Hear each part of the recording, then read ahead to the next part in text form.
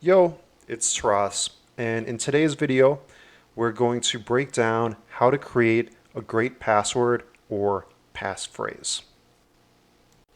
Let's start by reviewing this chart from VerisCorp that we talked about in the previous video. So this shows how long it's going to take to crack a password using a brute force attack, where an attacker would guess every password in a row from 0 to 9, 10 to 19, and so on. And this shows that the longer your password is and the more complex it is, the harder it is for a brute force attacker to get access to your account. Now, a wise application developer is going to lock the attacker from your account after so many failures, maybe like 5, but we can't necessarily rely on that, especially since the attacker could just switch to another IP address or a different device and try again starting from there. I don't want to get too bogged down in the math on this, but when you have just numbers 0 through 9, so that's 10 possible combinations, with letters, each case has 26 possible combinations. So once you're adding your numbers, letters, and symbols together, you get a much better level of complexity. And so it becomes much more difficult to hack your password. And so what we're going for is definitely more than 2 weeks from this brute force attack to get a decent level of security. And you can see with a combination of all letters, numbers, and symbols, we're getting that level of security with 8 characters versus 15 characters when we're just using numbers. All right, so we're going to be going for an 8-character password that has a mix of numbers, lowercase, and uppercase letters, and symbols. Let's try it. So I'm just going to pop open Notepad++, which is an easy to use text editor, and show you how I go about this. Basically, the first thing I do is I just pick something that's on my mind or nearby me. So in this case, I'm wearing a t-shirt, and we're going to start with that. T-shirt. Cool. So this is just something easy to remember. And you can see that we're already at the 8 characters. Now let's add in some capitalization. So the H, we're going to turn into capital H. And let's also capitalize the R. Okay. Now we want to add in some numbers. So an easy spot to do it is going to be on the E's. So a capital E looks kind of like a backwards 3. So that's easy for me to remember. It's going to be a T33 shirt, right? So now we want to add some symbols.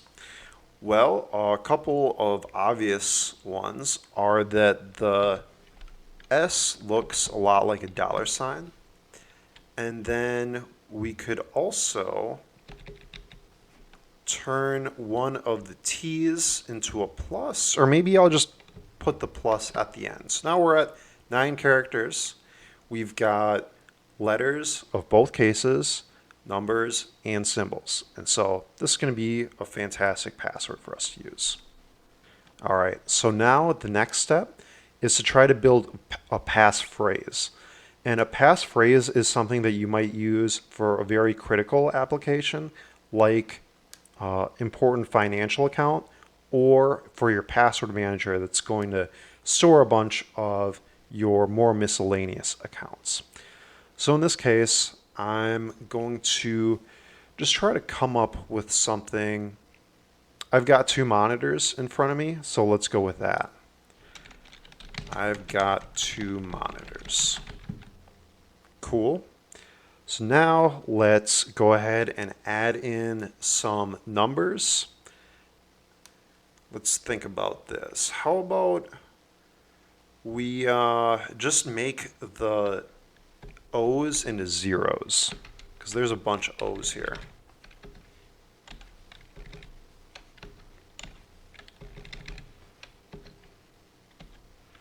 I've got 2 monitors.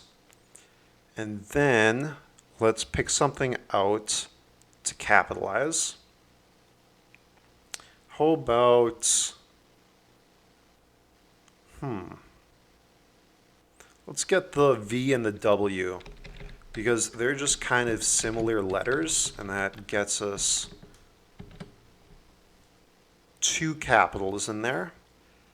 And then we can add in some symbols. So an obvious spot is a comma, or it's not a comma, it's an apostrophe in the I've. And then we could just kind of go through and pad these words with symbols just kind of in a row. Or another idea is to add in like some brackets or something like that.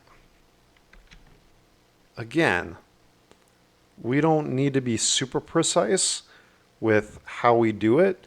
It's more that we get the level of complexity by incorporating all the different character types, that we've got the length, and that we can remember it. And that's going to be the trickiest part here. So once you've picked out your complex password, the best thing you can do is to practice it. And the easiest way to do that is just to log in and log out like 3 times. Simple as that. Or you can just literally do it right here in your text editor. Just practice writing it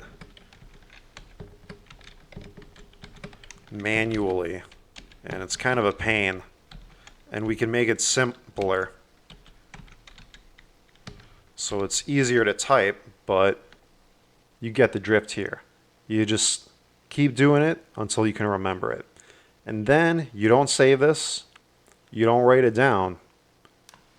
You've practiced it, you delete it, and it's gone. And that's going to get you the best level of security for your critical applications. Great. So now you know how to build a great password or passphrase, and you know the trick is that you've got to learn to practice it and remember it. Thankfully, we don't need to remember a complex password for every single application that we're going to be using, because we can use a password store or password manager, whatever you want to call it. So in the next video, I'm going to break down how to use KeePass, which is an open source and free password manager that I like to use. Do you have your own tips on how to make a great password that is complex and you can remember? I'd love to hear your feedback, so let me know in the comments down below. Thanks for watching.